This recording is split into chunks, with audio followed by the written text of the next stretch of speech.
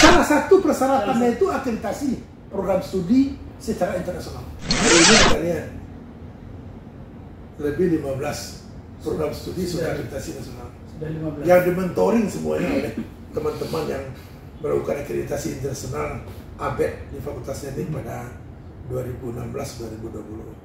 Hari ini waktu saya menjadi dekan Fakultas Teknik 2016-2020, Ya. itu kita mulai melakukan akreditasi internasional program studi. 3 program studi itu paling siap waktu itu.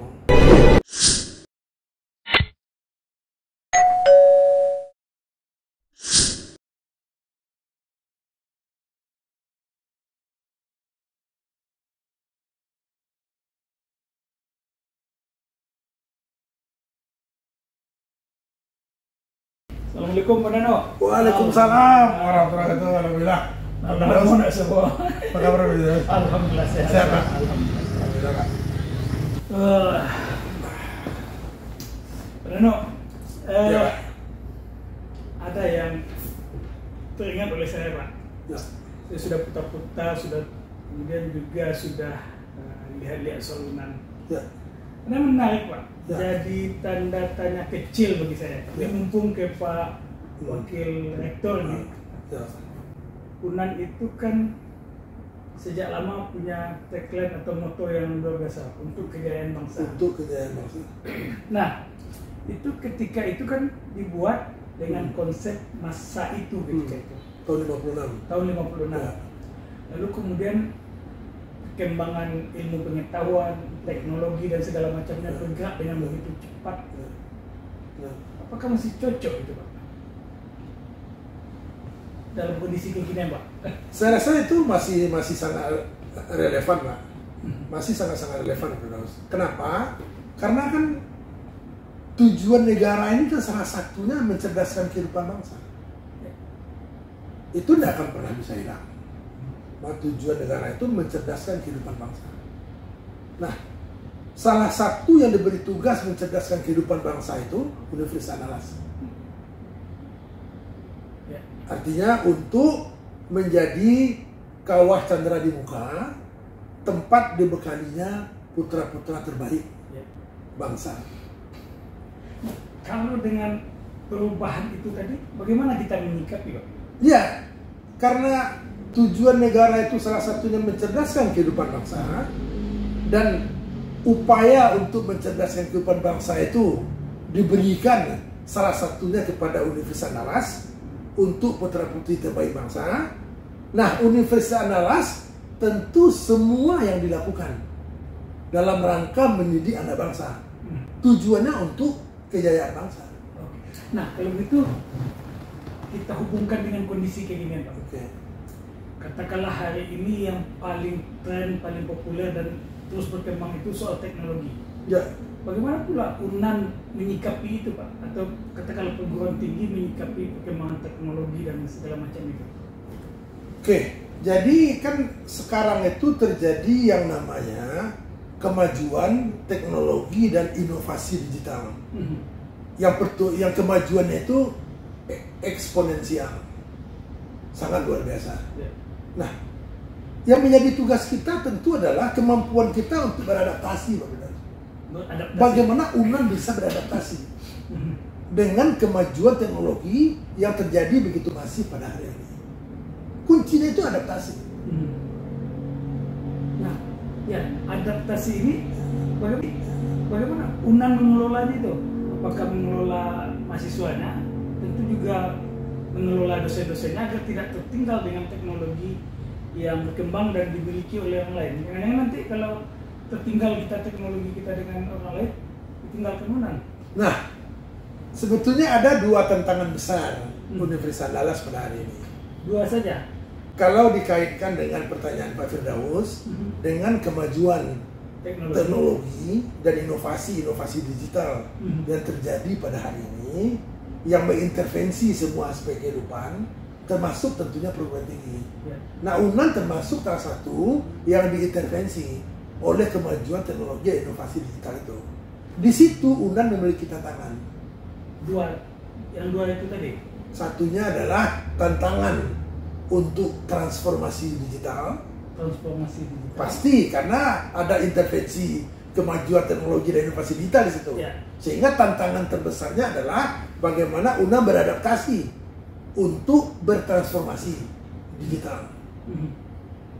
Nah, yang kedua, tantangan perguruan tinggi sekarang adalah internasionalisasi. Karena dengan ditetapkannya UNAN sebagai perguruan tinggi badan hukum, nah itu menjadikan UNAN skalanya menjadi meningkat dalam hal prioritas yang ingin dituju, yaitu salah satunya adalah menuju universitas kelas dunia, world class university. Oke, coba kita pilah dulu Pak satu-satu Pak. Yang transformasi digital ini dulu Pak. Nah, transformasi digital ini kan bagaimana Universitas Andalas bisa beradaptasi dengan cepat terhadap cara-cara tata kelola lama yang mungkin tidak bisa lagi digunakan pada hari ini. Contoh, administrasi berbasis kertas, ya. Itu kan sudah hampir hilang. Ya, ke EPPR. Berbasis teknologi informasi. Nah, tentu yang dilakukan UNAN adalah penguatan layanan ataupun tata kelola yang berbasis teknologi informasi yang handal. Nah, sejauh ini sudah sampai di mana Pak? Kalau misalnya kita buat ring penilaiannya 1 sampai 10 sudah di angka berapa Pak? Kalau 1 sampai 10 sekarang sudah di angka 7. Nah, sisa yang 3 lagi? Kan teknologi berkembang terus. Ya. Adaptasi juga terus. Ya. Karena life cycle produk IT itu makin pendek Pak. Ya. Jadi siklus hidup produk untuk teknologi informasi itu makin pendek. Teknologi yang 5 tahun yang lalu kita pasang itu mungkin tidak maksimal lagi pada hari ini. Jadi sampai kapan mencapai angka 10 bukan soal itu Pak. Soal adaptasi dengan teknologi-teknologi baru yang semakin berkembang untuk mengikuti perkembangan teknologi itu. Karena kalau sekarang di angka 10, teknologinya berkembang terus-menerus. 2-3 tahun lagi teknologi sekarang kita lagi di angka 10, kita masih di 7 juga. Jadi untuk mencapai 10-nya belum tentu. Nah, untuk mencapai 10 itu tergantung dari adaptasi. Ya. Jadi seberapa cepat kita beradaptasi dengan kemajuan teknologi itu sendiri. Tapi yang paling prinsip adalah tata kelola berbasis teknologi informasi itu akan menghasilkan sistem yang efektif dan efisien. Di banyak tempat kan juga ada semacam ketakutan Pak, pada lingkungan tertentu ketika sudah dengan teknologi ada person yang tertinggal atau ada pekerjaan yang bisa dialih teknologikan. Bagaimana kita mengelola person atau personel kita ini Pak? Nah, sebetulnya kan dengan kemajuan teknologi itu banyak pekerjaan yang hilang. Ya. Tapi jangan lupa benar, dengan kemajuan teknologi lebih banyak pekerjaan baru yang muncul daripada jumlah pekerjaan yang hilang. Nah, persoalan kita di situ adalah reskilling. Reskilling. Ya. Jadi peningkatan kemampuan. Ya. Dulu operator pakai mesin tik begitu khawatir pada saat muncul komputer. Di tata usaha dulu begitu banyak. Wah, banyak. Bisa hampir semuanya menggunakan mesin tik. Tapi apa yang terjadi setelah itu? Kemampuannya yang digeser dari mengetik menggunakan mesin tik, menggunakan komputer. Termasuk tugas berat Pak, memperbaiki atau mengajak orang yang mengikuti ini. Ya, yang bukan berat sih, tapi kan change mindset. Jadi menggeser cara berpikir dengan cara-cara baru, kan itu yang paling penting. Ya. Pemimpin kan harus bisa meyakinkan itu bahwa kita sedang bergeser dari penggunaan cara-cara lama ke penggunaan cara-cara baru. Kenapa? Karena kemajuan teknologi informasi. Dan sekarang layanan-layanan sisi informasi di Universitas Andalas atau di universitas manapun itu kan sudah relatif semakin maju. Ya. Tidak hanya di UNAN ya Pak. Semua sektor kehidupan. Semua sektor kehidupan. Dulu menerima uang dulu mahasiswa dari pos. Sekarang Ya. dari smartphone. Nah, oke. Kalau yang kedua, Pak, yang transformasi internasionalisasi agak repot. Ya. Jadi dengan ditetapkannya UNAN sebagai perguruan tinggi negeri badan hukum, maka salah satu yang diharapkan kemajuan yang harus dicapai oleh universitas yaitu menjadi universitas kelas dunia. Nah, menjadi universitas kelas dunia itu ada parameternya. Ya. Nah, di antara parameternya itu adalah jumlah mahasiswa asing. Jumlah mahasiswa. Jumlah mahasiswa itu dihitung ya? Dihitung. Itu salah satu variabel. Ya. Reputasi akademik. Reputasi akademik. Reputasi akademik itu tentu ini berkaitan dengan pendidikan dan penelitian. Ya. Dosen asing. Dosen asing. Dosen asing. Citasi dosen. Ini berkaitan dengan publikasi. Publikasi. Jaringan riset internasional. Jaringan riset internasional. Juga untuk mencapai world class university. Jadi itu parameter-parameter yang digunakan berkaitan dengan penentuan universitas kelas dunia. Nah, kalau itu kan variabel menuju kelas dunia setelah PTNBH. Ya, setelah PTNBH kita harus mencapai naik kelas menuju universitas kelas dunia, world class university. Nah, kalau sebelum PTNBH, untuk bisa PTNBH apa syaratnya? Nah, untuk bisa PTNBH itu kan harus selesai dalam hal pendidikan dan penelitian, pengabdian masyarakat. Jadi kualitas tridharma perguruan tinggi yang sangat baik itu menjadi prasyarat untuk ditetapkan sebagai PTNBH. Satu. Yang kedua, program studi akreditasi internasional. Ini. Sebentar. Jadi Universitas Andalas atau universitas manapun untuk dinaikkan statusnya dari BLU ke PTNBH itu juga harus memiliki program studi yang sudah diakreditasi secara internasional. Itu juga prasyarat. Salah satu prasyarat. Jadi sebelum masuk PTNBH harus internasional dulu. Harus ada program studi yang diakreditasi internasional. UNAN kapan pertama kali, Pak? UNAN itu pertama kali, nah ini menarik, ini waktu saya menjadi dekan Fakultas Teknik 2016-2020, itu kita mulai melakukan akreditasi internasional program studi. UNAN? Yang di Polio UNAN pertama? Ya, 3 program studi itu paling siap waktu itu.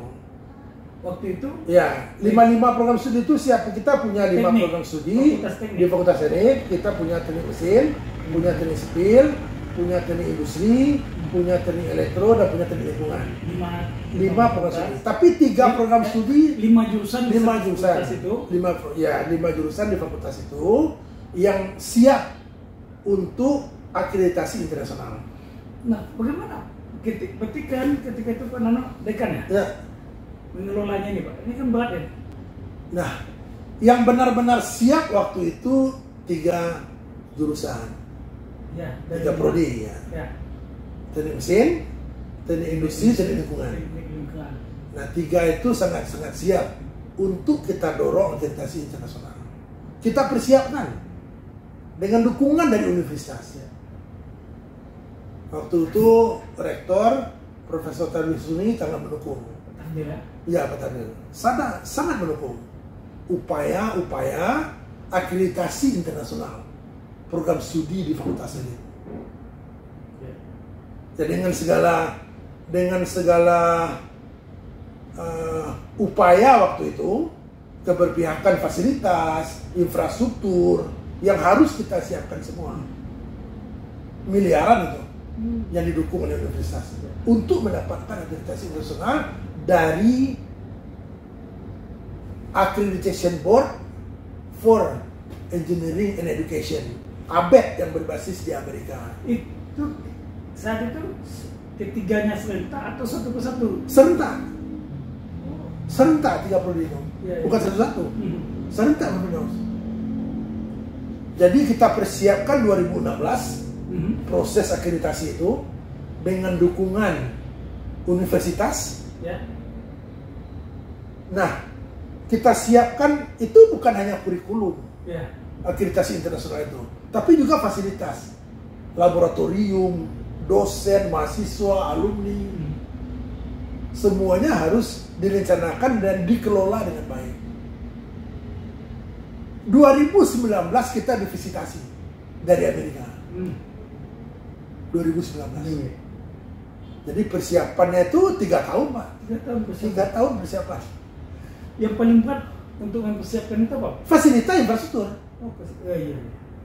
Jadi sekarang fasilitas infrastruktur Fakultas Teknik itu relatif maju, itu karena dukungan proses-proses akreditasi ABET pada periode 2016-2020. Ketika itu di awal Pak Nanu beserta kawan-kawan mempersiapkan, itu awalnya administrasi ya. Dan lain-lain. Ya. Targetnya memang tembus. Targetnya mendapatkan akreditasi internasional. Saya tidak ada target lain, Pak. Harus dapat akreditasi internasional. Dan saya didukung penuh oleh pimpinan universitas pada waktu itu. Ya. Rektor dan juga semua wakil rektor. Tidak banyak target. Target 1, harus lulus akreditasi internasional. Karena UNAN sedang menyiapkan PTNBH. Persyaratannya harus ada prodi yang internasional. Itu pintu masuk untuk proses PTNBH. Salah satu persyaratannya itu akreditasi program studi secara internasional. Kalau misalnya itu belum dapat, tertunda juga. Nggak dapat, Pak. Iya. Dan itu alhamdulillah membawa sesuatu yang memberi manfaat banyak kepada Universitas Andalas. Ya. Hari ini kita lihat lebih 15 program studi sudah akreditasi nasional. Sudah 15. Yang dimentoring semuanya oleh teman-teman yang melakukan akreditasi internasional ABET di Fakultas Teknik pada 2016-2020. Nah, lalu kedepannya lagi, Pak, impian kalau Pak Nanu lihat impian lain dengan target for kelas tadi, Pak. Ya. Apa yang dicapai lagi? Nah, kita menuju world class university. Tentu ini tidak pekerjaan satu orang, Pak. Ini kolaborasi, Pak. Harus inklusif. Semua orang harus ikut. Nggak ada perbedaan. Inklusivitas. Semuanya harus hadir, semuanya harus berkolaborasi untuk kemajuan Universitas Andalas ke depan. Nah, apa yang harus kita lakukan? Transformasi digital, terus internasionalisasi Universitas Andalas. Itu penggerak utamanya adalah SDM. Jadi yang harus kita lakukan bersama-sama adalah transformasi SDM. Karena SDM handal menjadi prasyarat. SDM handal menjadi prasyarat UNAN akan mampu beradaptasi dengan lingkungan transformasi digitalnya. UNAN akan mampu beradaptasi dengan cepat terhadap transformasi internasionalisasinya. Syaratnya motor penggeraknya itu SDM handal. Bagaimana prosesnya, Pak, menyiapkan SDM kita ini? Nah, SDM ini salah satunya yang paling yang harus kita lakukan, tentu meningkatkan kualitas SDM kita. Nah, meningkatkan kualitas SDM tentu bicara kompetensi SDM. Bicara kompetensi tentu bicara 3 hal. Satu, bicara pengetahuannya. Yang kedua, bicara keterampilannya, skill. Skill itu ada 2, skill umum dan skill khusus. Yang ketiga, bicara attitude, sikapnya. Nah, 3 komponen ini yang harus juga ditransformasi untuk menghasilkan SDM handal yang mampu mendukung akselerasi dari internasionalisasi dan juga transformasi digital Universitas Andalas ke depan. Dan 3 tadi Pak, 2 kan komponen pengetahuan, ilmu, life skillnya. Kemudian yang ketiga, pasukan attitude. Gini, sejauh mana di pergaulan internasional itu Pak? Orang kan juga melihat gini Pak, ketika dunia barat itu kan lebih cenderung orang menyebut semaunya aja. Benar nggak sih? Bagaimana Pak? Kalau Pak Firdaus bicara soal universitas berskala internasional, universitas dengan kaliber internasional, tentu semua layanannya juga harus internasional, berkualitas internasional. Oh iya. Nggak bisa Pak, bicaranya jauh. Universitas berkelas dunia, tapi layanan yang dilakukan itu tidak berkualitas internasional.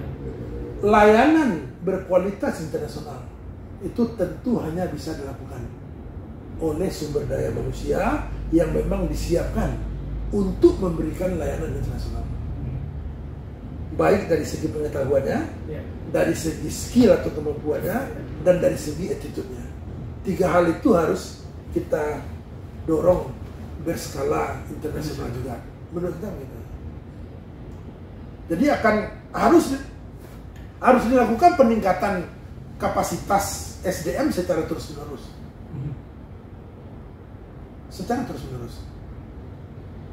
Nah, untuk menjaga layanan berkelas dunia tadi, layanan prima Pak Firdaus sebut layanan prima, service excellence. Nah, tapi service excellence yang memang berkualifikasi internasional, dan itu kan jangka panjang. Tidak bisa juga 1-2 hari kita menghasilkan service excellence yang dilakukan oleh orang-orang yang juga excellence untuk itu. Nah, itu yang harus kita lakukan. UNAN harus melakukan itu Bapak. Ya, Pak optimis Pak. Optimisme Bapak, Pak Nano, dalam berapa tahun ini bisa dicapai ini? Kan ada skenario-nya Pak. Jadi kalau kita bilang jangka menengah 4-6 tahun itu harus selesai. Upaya peningkatan kapasitas sumber daya untuk mendorong UNAN masuk ke universitas kelas dunia. Optimis Pak, sangat optimis. Kalau kita nggak optimis, nah kita nggak bisa. Kalau nggak optimis, ngapain ini diusaha? Karena pada saat kita mengatakan kita tidak bisa, kan kita hampir pasti tidak bisa. Hampir pasti tidak. Karena mindsetnya sudah mengatakan tidak bisa. UNAN harus bisa, Pak. Dan saya yakin UNAN bisa. Oke Pak Nano. Oke Pak. Terima kasih banyak Pak Nano. Terima kasih kedatangannya Pak Firdaus. Saya muter-muter lagi. Saya terima kasih. Saya terima kasih banyak atas Pak Firdaus. Terima kasih. Alhamdulillah. Waalaikumsalam warahmatullahi wabarakatuh. Terima kasih Pak. Ya Pak.